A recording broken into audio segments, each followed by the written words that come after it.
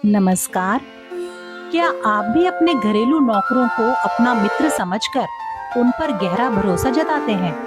यदि हाँ, तो यह वीडियो आपके लिए ही है। रावण सभा में जाकर अपने मंत्रियों से कहने लगा कि मुझे समाचार मिला है कि राम की वानर सेना समुद्र के उस पार एकत्रित हो चुकी है। इस विषय पर तुम्हारी क्या राय है?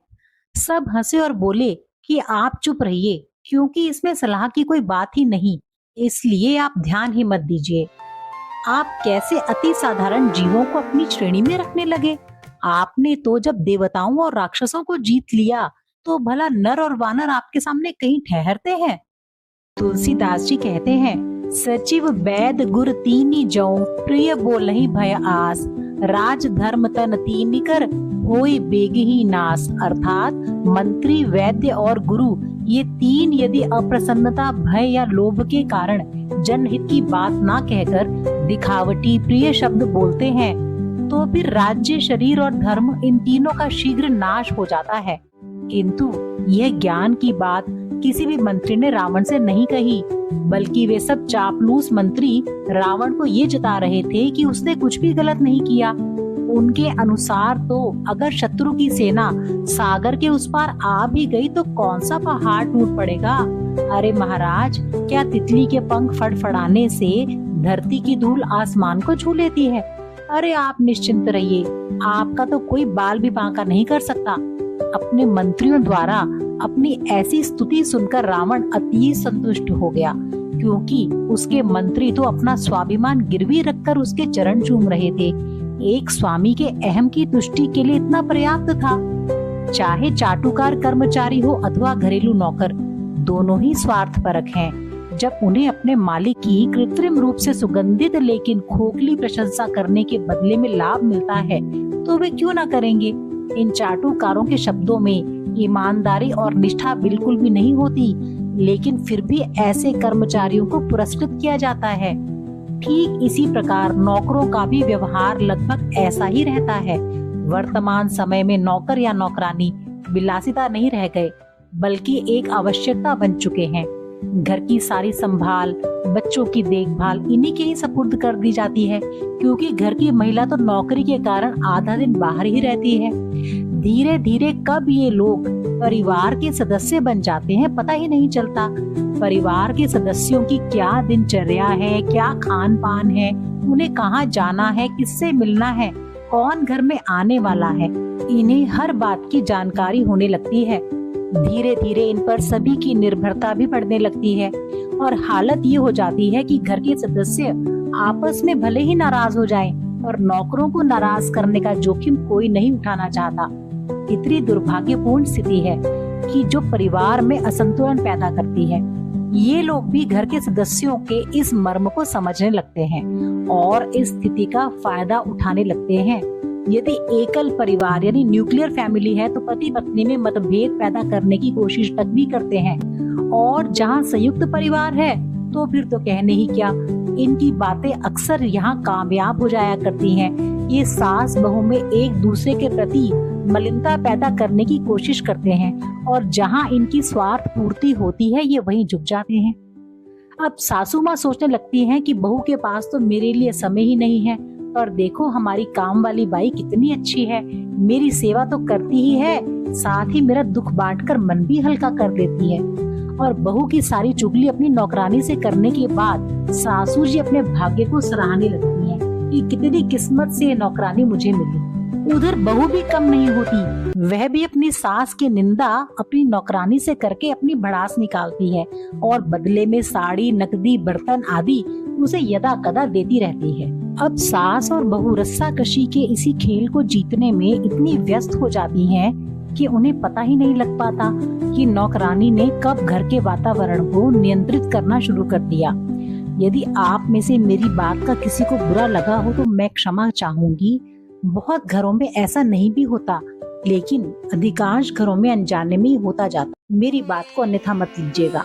ठीक इसी प्रकार दासी मंथरा, जो रानी कैकई के मायके से आई थी, कब अपनी ही मालकिन कैकई पर हावी होने लगी, यह कैकई को मोहवश पता ही नहीं चल पाया।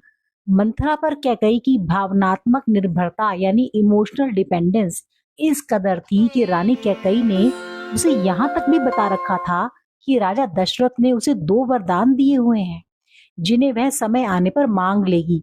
यदि घर के नौकर चाकरों से हम इतना घुल मिल जाएं कि उनसे अपनी निजी और अत्यंत गुप्त बातें भी बांटने लगे तो फिर सुखी परिवार में आग लगना स्वाभाविक है।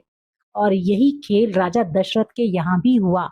जरा मंथरा की हिम्मत तो देखिए। मन मलिन मीठ नृपु राउर सरल स्वभाव, अर्थात राजा दशरथ मन के मैले और मुंह के मीठे हैं और आपका तो सीधा सरल स्वभाव है। आप तो कपट चतुराई जानती ही नहीं। राम की माता बड़ी चतुर और गंभीर है, उसकी था कोई नहीं पा सकता। उसने मौका पाकर अपनी बात बना ली है। राजा ने भरत को उसकी ननिहाल कौशल्या की सलाह से ही भेजा है, इसलिए उसका हृदय भाव जानने में नहीं आता, क्योंकि वह बड़ी चतुराई और कुटिलाई से मन के भावों को छिपाना जानती है। अभी तक तो मंथरा माता कौशल्या के विषय में अनुमान लगाकर बोल रही थी, लेकिन फिर उसे लगा शायद कैकई पर उसकी कुटिलता का कुछ असर नहीं हो रहा, तो फिर उसने झूठ भी बोलना शुरू कर दिया ताकि कैकई उसकी कुटिल बातों के जाल में फंस जाए। भरत बंदी गृह से ही लखनु राम के नेब। मंथरा कहती है कि भरत कारागार में भेज दिए जाएंगे और लक्ष्मण राम के सहयोगी बनेंगे। जब कैकई मंथरा को फटकारने लगी तो मंथरा ने मगरमच्छ के आंसू बहाते हुए कहा कि मैं तो आपका ही दिया खाती हूँ, आपका ही दिया पहनती हूँ, आपके ही साथ बड़ी हुई, फिर भला मैं आपका अहित कैसे होने दूं? अब मंथरा की जहरीली बातों का धीरे धीरे असर होने लगा। कैकई को मंथरा पर इतना प्यार आ गया कि वह उसे सखी कहकर संबोधित करने लगी और खुद को अपनी दासी मंथरा के आगे असहाय बताने लगी। कैकई कहती है, हे सखी क्या करूं? मेरा तो सीधा सरल स्वभाव है, मैं दायां बायां कुछ नहीं जानती। अरे मेरी प्यारी दासी, मैं तो तेरे आगे आत्मसमर्पण करती हूँ। तूने जो व्यवहार मेरे साथ करना है कर, मुझे भी बता, रास्ता दिखा, मुझे क्या करना चाहिए। बस ऐसे ही कपटी और कुटिल नौकर चाकरों से सावधान रहने की जरूरत है।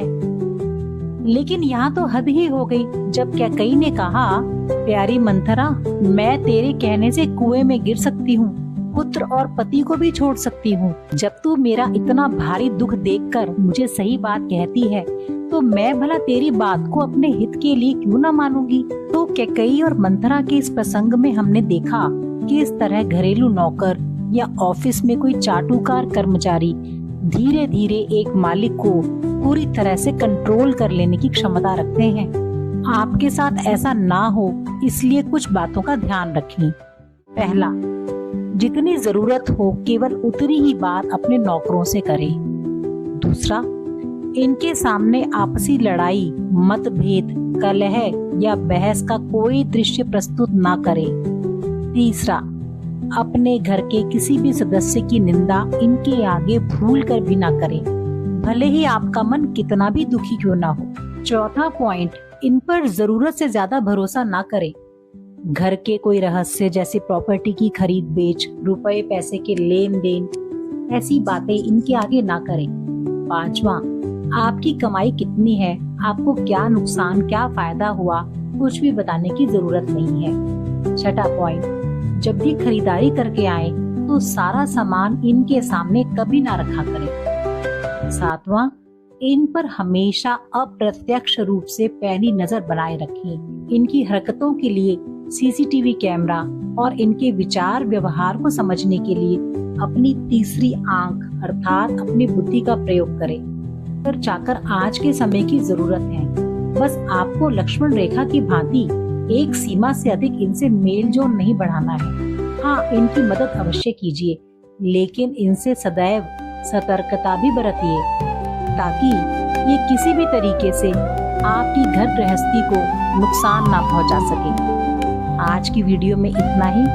अगर वीडियो पसंद आई है तो आप इसे लाइक करिए, शेयर करिए, कमेंट करिए और चैनल को सब्सक्राइब भी करिए। कल फिर से एक नए टॉपिक के साथ आपसे मुलाकात होगी। तब तक के लिए आज्ञा दीजिए। जय श्री राम।